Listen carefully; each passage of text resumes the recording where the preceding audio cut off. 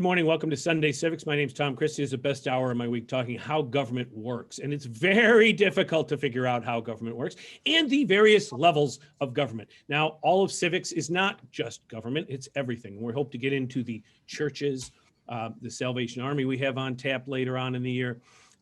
But today, one element of government is what we're going to talk about. There was a talk we did last week with Assemblyman Morinello about crime in general. And he said something which is true. We were talking about a Rikers Island inmate who started the bail bond reform movement. That case, not that person, but you steal a truck, you go on a joyride, you crash some cars, there should be consequences to actions.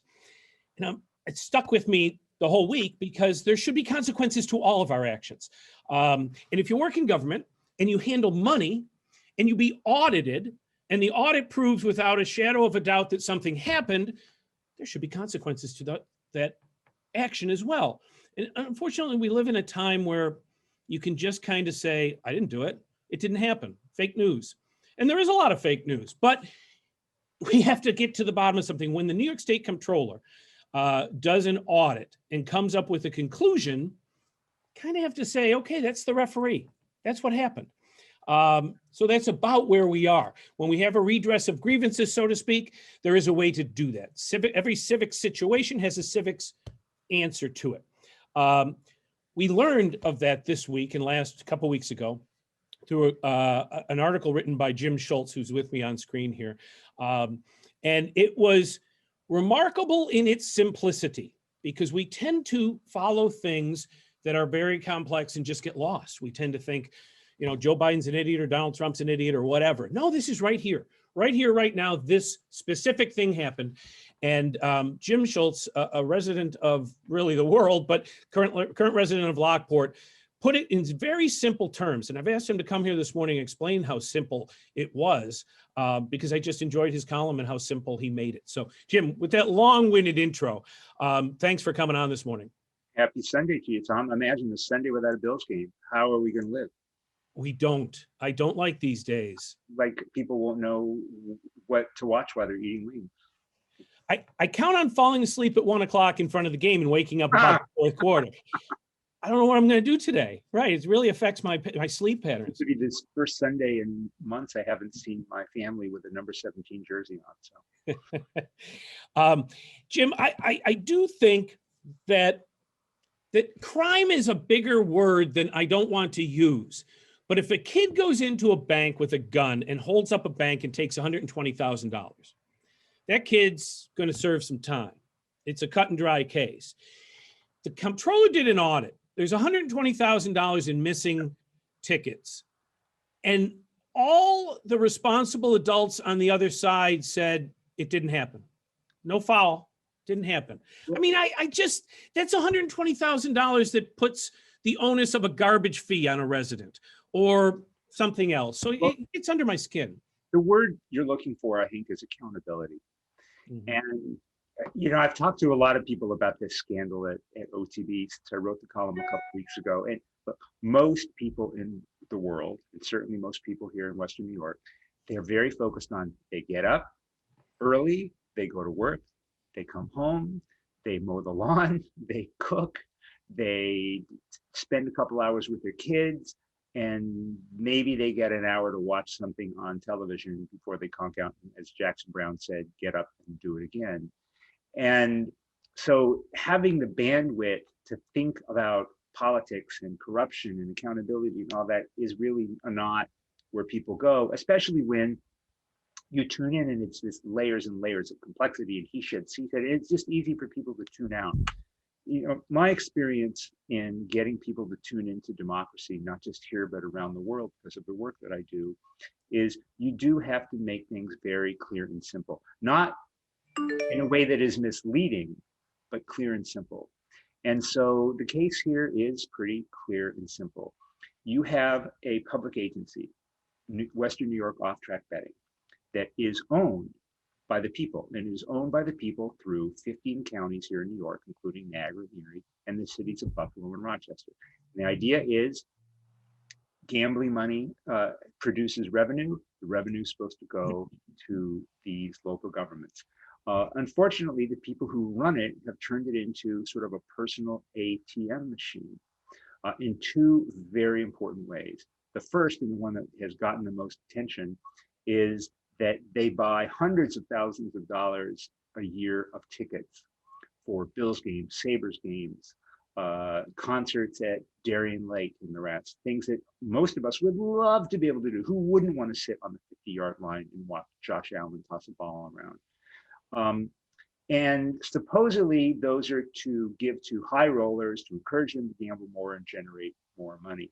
But it turns out they've been skimming those tickets off the top. And as you said, $120,000 worth in less than 2 years. They've been skimming those tickets off the top to use for themselves, to give to their friends. And it's just wrong because that's taxpayer money. So that's one side of it. The second side of it, which I think is in some ways even worse, is these board members.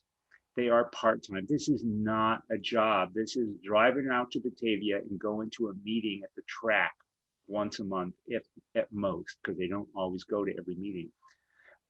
State law is clear. The compensation for that is capped at $4,000 a year. And $4,000 a year isn't bad to go to some meetings, but they don't think it's enough. So what they have been doing relentlessly for years and years is giving these part-time board members tens of thousands of dollars a year of health and dental plans. Who wouldn't want to have a Cadillac dental and health plan just for showing up at a meeting once a month? And one of the things that I learned this past week, which I just think is outrageous, at the same time that this part-time board of directors is handing itself, each member, tens of thousands of dollars a year in free health plans at taxpayer expense, guess what they're trying to do to the men and women, the moms and dads who actually work 9 to 5 every day at OTB? They're trying to reduce their health benefits. And so getting this story out is just really important. People need to understand that this is what corruption looks like. This mentality that I'm inside and I'm entitled. I'm entitled. I'm entitled to go to the Bills games because I'm just cool. I'm entitled to go to Darien Lake on taxpayers' dime just because I am. I am entitled. Let me just health insurance policy.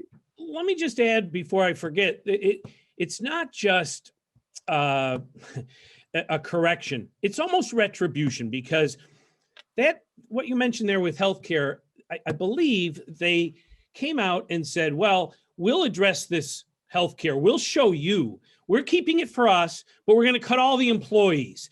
It's almost a retribution of, if you keep making this an issue, we're going to keep hurting some people, but they won't hurt themselves. It is a mean-spirited son of a bitch mentality. Sorry, I just wanted to get that in there, that's a recent ruling because maybe you wrote a column and we'll show you. We'll hurt little people. I mean, not little people, but it gets mean. Actually, their response on healthcare, which just came out a couple of weeks ago, in response to this, the Genesee County representative on the OTB board wrote, okay, yes, there's a problem with board members getting healthcare, but we have a solution. We're going to keep it, but anybody new won't get it, which is like if you own a store and you've hired a bunch of people to work the registers and you find out that they're all taking money from the register and they say, okay, we've solved the problem. We're going to still take money from the register, but those new guys on aisle 7 and 8, they're not going to take the money anymore. And so this is the mentality of, I'm just going to take the public's money and I'm going to get away with it. And the public's choice is, are we going to let them get away with it? Jim, you've worked in other countries, and I know you referenced third world mentality here, that this is what it leads to. What, I don't want to get too philosophical, but when is it wrong to steal? $1 or $100,000 or $1 billion? What is our moral compass here that we say, no, we're going to keep our health care, but you don't get it, or the new people don't get it? Where is the line in the sand that something is right or wrong anymore? You know, if you are a mom or a dad in a poor country and you have literally nothing to to feed your kids and you go to the store and you steal some bread, we consider that theft. Other people would consider that a moral dilemma that people have to deal with. None of these people are poor. None of these people somehow desperately need this benefit. They are just doling out the public's money into their pockets. And that is wrong. And the reason that they're doing it is because we live in a political culture in Western New York in which they have determined that they can get away with it, that they can get away with it. And right now they can get away with it. And so that's why we have to prove that you actually can be held accountable. And that's where, when you use a headline like third world, we do have a political culture mentality, do we not? I mean, we really do, that it's okay. And let's remember that one zip code in, or one census tract in Niagara Falls, the annual income is $11,600. So when we're talking about $10,000 healthcare or such, that's a whole year's salary for some of the people in this district. It's not small potatoes. When we're talking about $9,000 a month for a lobby contract, to lobby what we don't know, a month, we're talking about, that's an annual salary for some people. So the comparison to a third world economy is not far off, is it anymore? Well, you know, I made that reference in my first article. It's like, this is, you know, third world corruption come home to Western New York. I lived in Bolivia for almost 20 years. And as I have looked at this, it's like, this is so Bolivian. This is just so Bolivian, which is, you have some politician who runs for office, who says to all of his friends, okay, you're going to help me run for office. You're going to help me get into power. And then I'm going to reward you with jobs and goodies and benefits. And then that happens, the person gets into power, he rewards his buddies with jobs and benefits, somebody's girlfriend gets a job, et cetera, et cetera. And then they all make sure he never leaves office because, number one, they want the benefits to come, and number two, they don't want anybody to look at what they did because they might get prosecuted. This is Bolivia, this is Uganda, this is almost every third world country where I've worked, and it's Western New York. And Henry Wojtaszek sits at the center of exactly this kind of political machine. And look, when you can dole out bills, tickets, health insurance, I mean, remember, this board of directors is made up almost entirely of Republican Party operatives. And hey, if some guy at the top of the food chain is handing you out expensive health plans and bills tickets, you're going to make sure that you do whatever you can to keep him at the top of the food chain. Yeah. So we have to trace the accountability. Who runs the OTB? This board of directors. Who appoints them? How do we influence that? So that's what we should begin to talk about. You know, and furthermore, this culture, whether it's third world or Western New York, unique. What happens in reality is that those political patronage dumping grounds, which you might say that, but Mark Poloncarz, the Erie County executive, has said publicly he cannot get information from OTB officials. That's pretty disturbing because he represents a county of 1 million residents, the largest municipality in all of Western New York, cannot get information from OTB employees, and called it a political patronage dumping ground. So what happens, this is the fuel in the system of politics that people don't always understand. When all of those jobs go to party apparatus, the party apparatus then are the ones that are able to do the petition circulation in February in the cold months. They are able to go to all the fundraisers because they have six-figure jobs and the money just keeps circulating through. If you could put the dye in the plumbing of all this stuff, it would come to the same conclusion in the same well. That's what happens in West York. Now, Jim, I'll tell you right now, I wouldn't care if all that was true if we had Singapore as Niagara Falls, right? If we built a city that was the best city on the planet functioning, I might be okay with all that sewage, all that dye in the plumbing and all that corruption. But the direct result of free tickets, when you take a free ticket, you have taken a direct result to build the city of Niagara Falls to what we have, or Niagara County, or Western New York. We have been declining for some 60 years at least. That's the result of this culture, is what I will always say. The party apparatus, when it's a dumping ground, that's what's there. When you want to run for office, and we sell this vision of a farmer dropping his hand rake and going to serve the people. It doesn't exist. When you want to run for office, you need the party apparatus. When the party apparatus has a functioning place like OTB to funnel you through with workers for petitions, money for your fundraisers, that's what tips the balance. And then what happens? You appoint who they want as the representative to the board. It's pretty cut and dry. Well, let's just put it this way for sort of regular folks.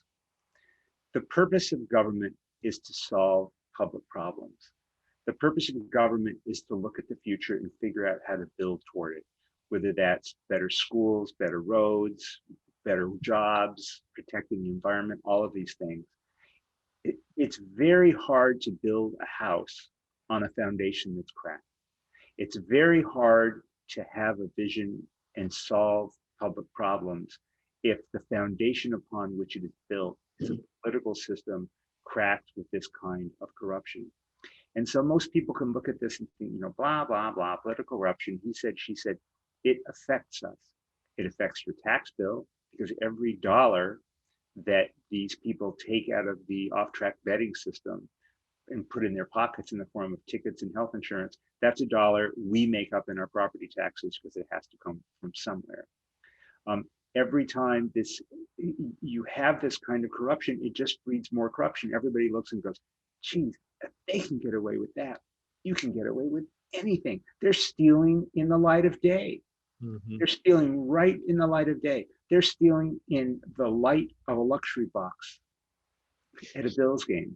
So you referenced at the very beginning that we're all too busy cutting our lawns and working our jobs to focus. What is a tipping point to make people focus on this specific thing that you have made simple enough? A one-to-one relationship. Replace the board member for the OTB and demand that they replace the power structure at the OTB. How do we get people to in that 1 hour a day they may pay attention? How do we get that moved? My experience with this, and in a lot of places, including right here in Lockport, is it's like pouring water on dry ground. It doesn't sink in right away. You have to leave it there. And we have to just repeat the basic facts over and over and over. This is a public agency stealing from the people, and how they're stealing from the people. And, we had that experience here in Lockport with this now famous and stupid facial recognition surveillance system that the Lockport schools purchased. And, I and others relentlessly told the facts of that story over and over again, of how they spent $2.7 million on a system that had no basis in reality as a security tool. It was just a boondoggle, and they never consulted the people, and they never did their homework. By repeating that basic set of facts over and over again, it finally sunk in. I have people who come up to me on the street and they know all the details of that. And that resulted not only in the system being shut down in Lockport, but we were able to win a statewide bill banning the use of facial recognition surveillance in schools for 2 years, until people who know what this is about can actually study it. I think that's what we need to do with OTB. I think we just need to repeat the basic facts over and over again. We need people who are courageous on this, like Anita Mullane, my legislator here in Lockport, who I know is coming on in a few minutes. And I think we need to build a coalition of legislators across every county and across these cities to sign a letter together to the OTB demanding answers to basic questions like, who's getting health insurance? How much are they getting? How much is that costing us? How long have they had it?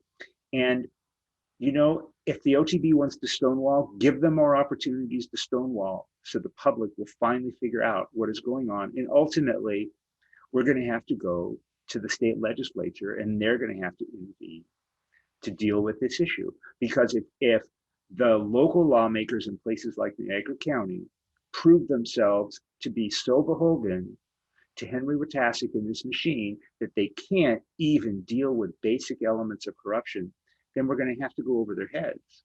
We shouldn't have to. But, I'm really happy that this week we're going to put this to a vote. Anita Mullane and others are going to put to a vote this week.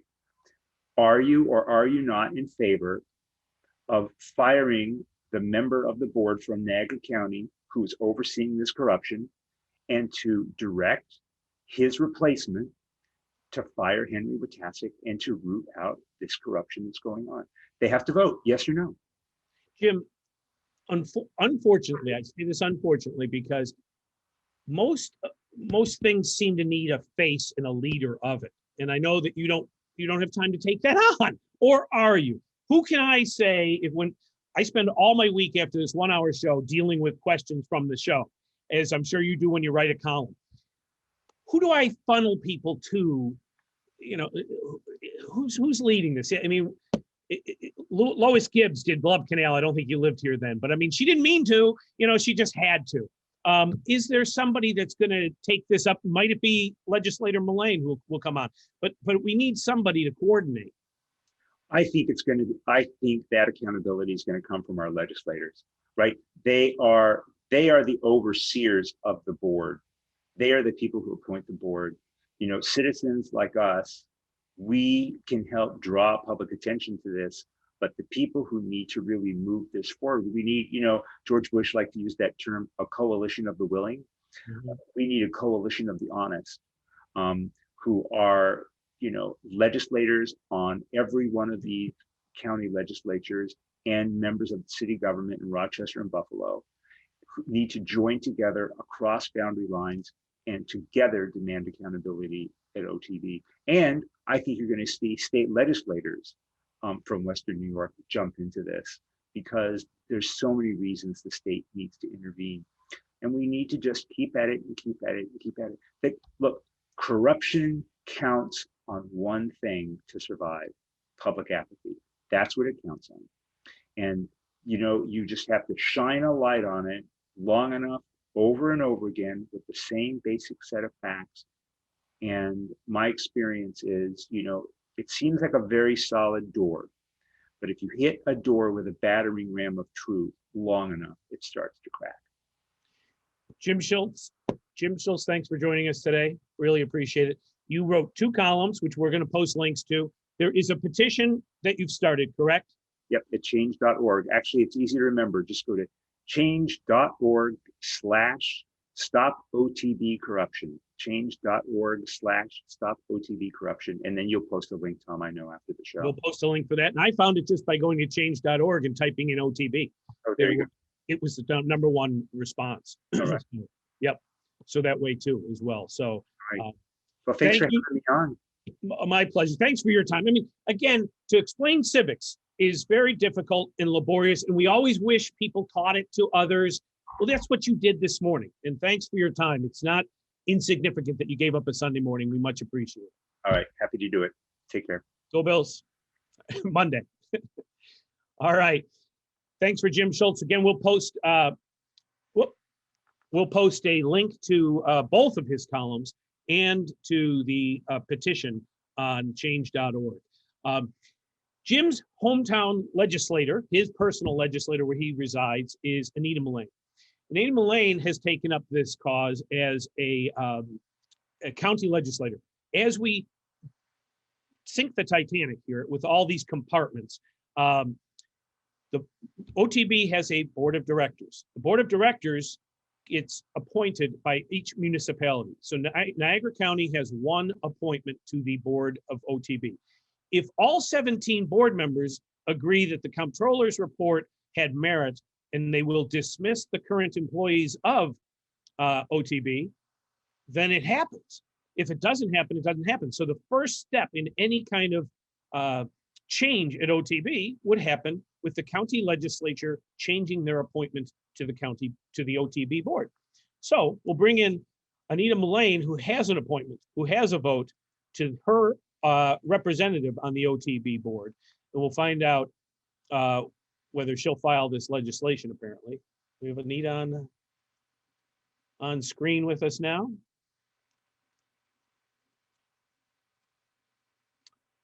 I think Anita has to turn off her mute and her camera. There we go.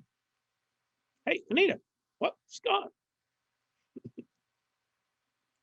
Such as Okay, I'm here. calls.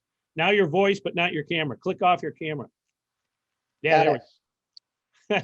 Okay, Okay, after a brief glitch there. You're legislator Anita Mullane, I assume. I am, and thank you for having me on. It's nice to meet you. The easiest question of the day. Are you a legislator Anita Mullane? Sorry. Well, you heard Jim Schultz and what he did just as an average citizen. So an average citizen wants to start a petition to change what he thinks is wrong. This is civics. It's fantastic. How did you first hear of this with Jim? Well, we already knew about it in the legislature. We knew this report was coming from the comptroller. This has been going on for a long time.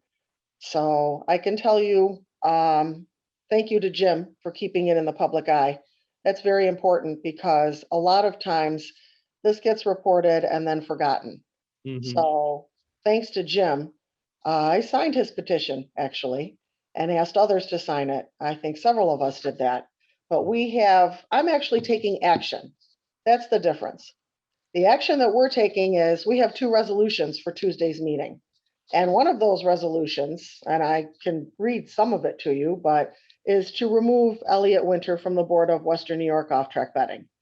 And the second resolution is asking for the CEO, Henry Watazik, to step down and resign. So I believe both of these gentlemen should resign because the public needs to be, their trust needs to be restored, okay, the public trust. And the only way that's going to happen is for new leadership to come in and show the public that, hey, we're not doing these things for ourselves. I run for office because I believe it's a public service. This is not my career. I retired in June from school. I was a teaching assistant and I enjoy being a legislator. I enjoy doing good things for my community. I deliver meals for Feed More. I'm always at community events. I like to patronize our local businesses. But things like this really bother me because they shouldn't be happening. And I think it happens because a lot of people are busy with their lives. Jim is spot on with that. And they're not really paying attention. But in the end, this is money that the taxpayers are losing out on, that our counties are losing out on, and the two cities. The website for the audit, just so you know, I have the audit in front of me, but it's osc.state.ny.us. And everyone should look at what the comptroller said, because there are details in there.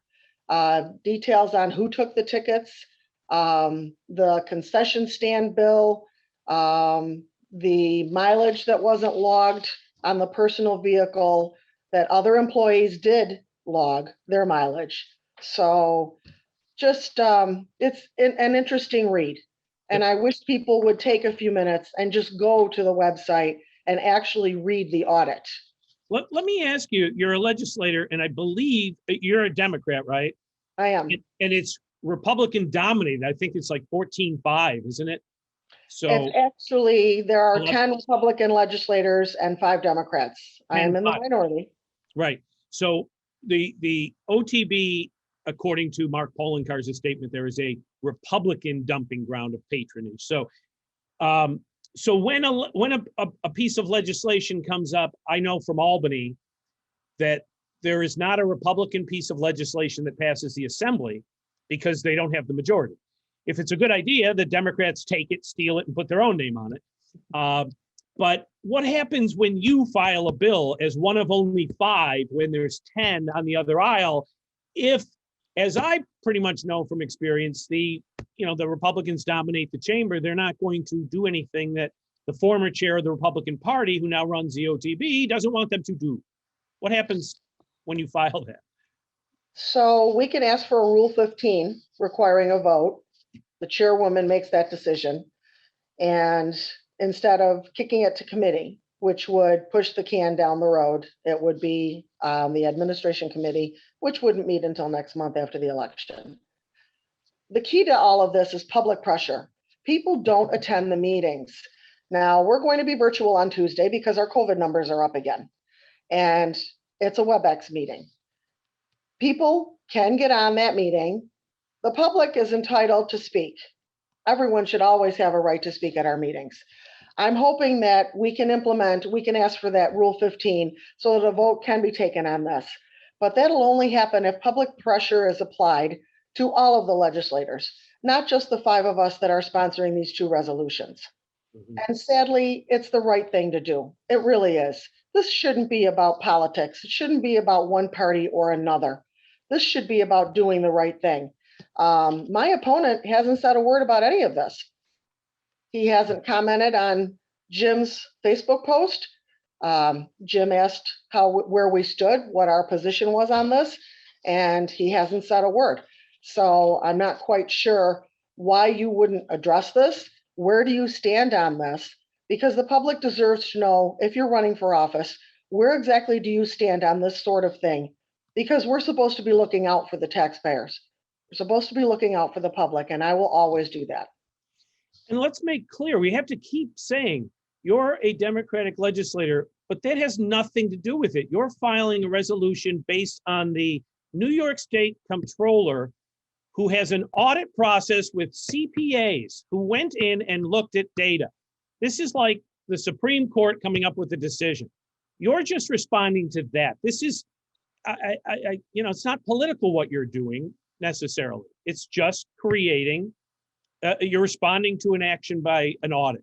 When are there responsibilities to your actions is what you're asking. There's an action, something was found, and we have to act on it. But you will find, I would think, that some are going to just say, we're not doing this, and they'll walk away, won't they? Isn't that how it happens all the time? Yeah. And people will forget it. Unless someone like Jim keeps it in the public eye, keeps it on social media, uses the power of the pen in print, because that's the only way that we can prevent things like this from happening and get the results that would be the correct results for the taxpayers. So is it possible that our resolutions won't be voted on Tuesday? Yes, absolutely. It's happened in the past.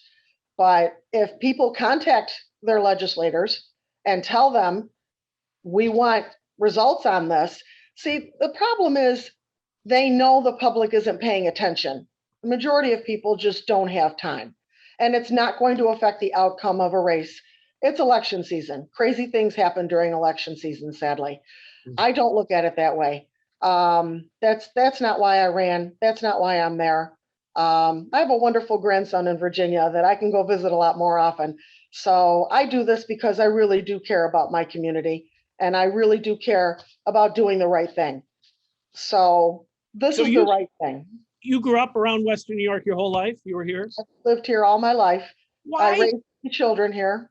Why do you think we appoint the former Republican chair as CEO of the gambling corporation, as opposed to Steve Wynn, or somebody from Vegas who runs casinos and stuff like that? We always have a political appointee to everything. That's the CEO, former Republican chair. The chairman of the board of OTB, who appoints him, is on the executive committee of the Conservative Party in Rochester. Why is it packed with political people in Western New York? They've even cleaned up Vegas from this kind of stuff. That's a good question. I think you need to ask the Republicans. This is not political for any of us. It never was, and it never will be for me, I can tell you. And regardless of the outcome in November, I will still push for the right thing to happen. And the only way to do that is to work with people like Jim Schultz and let the public know this matters. Things like this matter. And I can't stress that enough, that things like this really do matter. We all want to do the right thing. And unfortunately, it becomes a vicious cycle. And the only way to break that cycle is to put in people. The state needs to, I believe that the state legislature needs to pass some sort of a resolution of their own and change the way the board is the composition of the board in the first place. Yeah. You know, it's only been a couple of weeks that this has really hit home with Jim's column. But what something that I remember from a while ago was, remember Newt Gingrich and Bill Paxton took over Congress during Bill Clinton's term in 1995, I think, or six. And they did it by signing a pledge on the Capitol steps, right? And they all walked up and ceremoniously signed it. How do we build that kind of passion into something as important locally as taking free tickets from the OTB? If $120,000 is missing, you know, that's money that caused Niagara Falls to have a garbage fee, so to speak. How do we build that kind of passion? You're here on a Sunday morning. Thank you. Thank you. Thank you for running and serving. Thank you. We have great legislators. How do we build that passion that Jim was talking about of slowly dripping onto the rock and making sure we make an impression here? You're welcome. And I'm honored to be a legislator. I guess the only way to do it is slowly, just keep it on the front burner. Make sure people understand that this happened. I'm knocking on doors, and I have mentioned this to people and asked what their thoughts are on this. And so many people didn't even know it was happening. Yeah. I was going to ask you at the doors, what do people talk about? What do they say when you bring it up? What's their reaction? They're surprised. A lot of people were unaware that this was even occurring. And that's part of the problem. You have to get the word out there somehow. And the only way to do that, like you said, how do you light that fire under people so that they say, wait a minute, this is not right. This shouldn't be happening. Yeah. We try to do that using the platform that I've been given as a legislator. Yeah. But we need more than that. We do. We need a face for this movement, for sure. I know that Jim's already written a couple of articles. I don't know that he has the time. Well, hopefully he would, to become, you know, the Lois Gibbs of you know, toxic waste here, because you know, my comparison there of you know, whether it's $1 or $100,000 does not change the level of dishonesty. If you're willing to do something once, you'll do it again. You get easier. I mean, we've talked to some criminals who've been on here. We have a couple of prisoners, one from Seattle that I love to call and bounce things off of. It gets easier. I had a protester once on. His name was Dick Kern, and he said, I said, boy, it must have been terrible. They arrested you and you took you to jail. And he said, you know, the first time was bad, but then you get used to it. The second and third time are easier. It's that way. You know, when there's public corruption or, you know, theft of services, it just becomes easier to do.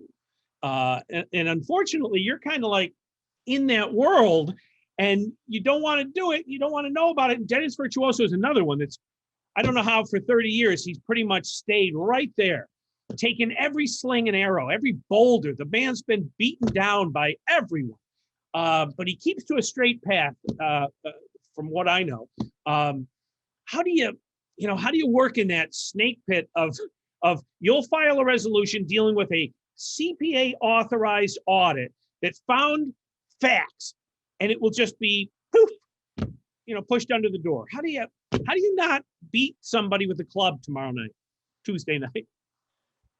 Dennis has been doing this for a long time. We've spoken about it. I applaud him. I honestly, again, because you have that ingrained feeling of you want to do what's right. And so you keep trying to do that until you get to a point where some of the things that you do are the right things to do. And our resolutions do get passed. So it's not totally Republicans do this, Democrats do that, and no one votes for anyone else's resolution. If someone puts up a good resolution, I vote for it. It's about the area. It's about the community. I honestly, I don't know what else to tell people. I'm there for the right reasons. We are there for the right reasons. And something like this just should not be happening anymore. Right. That transparency that everyone talks about, this is not an example of transparency. Right. Where do you think we go from here? Do you think we can rally people in all 17 localities to do something like you're going to do Tuesday night you've got an election to run. So I don't even know how you do it, because I would never run in a million years. It takes every waking moment. Thanks for every candidate that runs. What do we do after November 3rd? How do we rally this among? Because even if you were to put that in and have it pass on Tuesday and remove Elliott Winter and the Winter Empire from OTB and have somebody one vote out of 17, it's only one. How do we get the rest's attention? I don't know where to go from. I want to help. How can we help? We reach out to the other counties that are involved and we find someone from each of those counties to form a coalition and do the right thing. Again, the state needs to be involved also. Our state representatives need to make this a front burner issue also after the election. Right. They need to step to the plate, and I believe the whole system needs to be revamped. We need to reassess the way the board members are chosen. Yeah. Do you find, let me just thank you, full stop. But do you find in the legislature locally, it's kind of like the national model as well? Does this stuff trickle right down where people just deny truths? They just say, well, that didn't happen. I'm not going to do that. We see that in Washington where people they're caught red-handed and they say, I didn't do it. Does that kind of happen locally where something like this will come up and I'm not going to answer that. Your opponent won't answer. Do you find that people just don't say anything and they walk away and they think that's a valid response? I do. My opponent is a perfect example of that. He's been asked publicly to comment on this. I don't understand why you wouldn't take a stand on this. Not because you're backed into a corner. What if I wasn't in the race and my opponent was just running by himself? To not address it and to stay silent is condoning it. Yeah, you bring up a great point that people should never run unopposed, because then that's what happens. They would never have to say anything. There is in Niagara Falls, there's a legislative race with, I think, the former president of the city council, Chris Boccio, running against a current city councilman, William Kennedy. And Chris Boccio has written newspaper articles saying it's okay what's going on at OTB. So you're already going to get, if he's elected, somebody who says everything's fine at OTB. Quit asking questions. This is how it goes. Literally, that's what his article said. So some people, at least it'll come on record, as opposed to your opponent. There's at least somebody who stood up and said, this is how business works. Get over it. But he didn't say that because he said that because he has an opponent, right? He had to take a stand. So elections matter, there are consequences, and audits matter, and there are consequences. Exactly. Well, you go run your election till you win. That's it, till you win, lose, or draw, whatever. We don't want to bother you until you get your job done on November 2nd. But after that, I'd love to draft you back into whatever the solution is here. And thank you for filing that legislation Tuesday, and let us know how it goes. I will. Thank you. Thank you for having me. My pleasure. Thanks for your time. Niagara County Legislator Anita Mullane, Lockport area, filing a resolution Tuesday night to remove the Niagara County representative from the OTB board and to also suggest that the chairman of OTB step aside as well. So we thank Anita and good luck in your election. Thank you. Bye-bye. Bye-bye. Okay, that's it for this week. I would like to just end with something that happened in Niagara Falls, and there's somewhat personally involved in this with a GoFundMe page, if we can get that up on screen. This was just a personal tragedy. Father and son go fishing. Son slips and falls in the river, and it is a deadly, dangerous river. And the guy drowns. There's no words. I've been down in that gorge 100 times at least. I've taken both of my small daughters down there as they were growing up. There is no way to minimize the tragedy of a lost child. So I just wanted to bring this up. And there is a GoFundMe page, which you can easily find. Go to gofundme.com and type in Cameron. and his mom, Colleen Carey. There are expenses that you just don't know you have until you have this happen. So I just wanted to end with that today, that it was just a horrible accident. The family must be grieving beyond belief. I cannot imagine losing a child. Thankfully, I haven't. And if at all you can help donate at all, this is one special case of Niagara Falls that we'd like to bring to your attention. All right, that's it for this Sunday. Thanks for joining us. We'll be back next week. And you know what? It's already budget time. It's already time to put the Niagara Falls city budget together. Next week, we're going to bring on at least one, maybe two city councilmen to talk about the Niagara Falls city budget process and another comptroller's audit, which called the city budget of Niagara Falls under fiscal stress. So those are technical terms, but we'll deal with them next week with one or two city council people. Thanks again for watching. Have a great week. Go Bills.